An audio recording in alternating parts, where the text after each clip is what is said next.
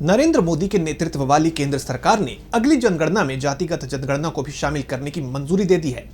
एक तरफ जहां केंद्र की मोदी सरकार समेत तमाम राज्यों की बीजेपी एनडीए सरकारें इसका श्रेय लेने की होड़ में हैं, अचानक से उनके रुख में बदलाव आ गया है तो विपक्ष इसे अपनी बड़ी जीत बता रहा है।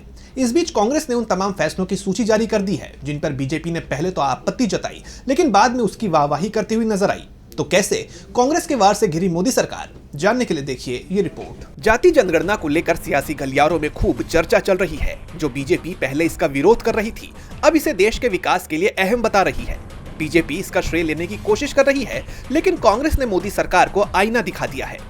कांग्रेस महासचिव जयराम रमेश ने कहा कि जाति जनगणना को मोदी सरकार ने बरसों तक दबाने की कोशिश की, लेकिन आखिरकार विपक्ष के नेता राहुल गांधी, कांग्रेस पार्टी और असंख्य सामाजिक कार्यकर्ताओं संगठनों की अडिग लड़ाई के आगे झुक गई। मोदी सरकार, जो कल तक इसके नाम से भी कतराती थी और टाल मटोल में कोई कसर नहीं छोड़ रही थी, आज जनता के भारी दबाव और विपक्ष के संघर्ष के आगे झुककर जाति जनगणना कराने पर राजी हुई है। उन्होंने ट्वीट कर लिखा कि असल में यही भाजपा सरकार का पैटर्न रहा है। पहले हर अच्छी योजना या नीति का विरोध करो, उसे बदनाम करो, और जब जनता का दबाव और हकीकत का सामना करना पड़े तो उसी नीति को अपना लो।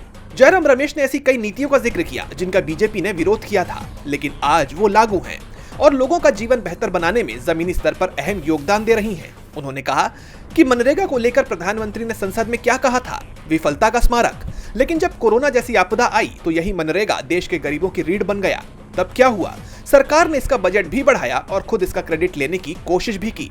ऐसा ही आधार के साथ हुआ।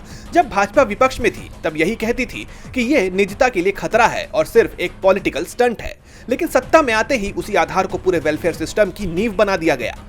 कांग्रेस ने जब जीएसटी लाने की पहल की तो भाजपा ने इसका जोरदार विरोध किया, लेकिन सत्ता में आते ही बिना बड़े बदलाव के इसे लागू कर दिया।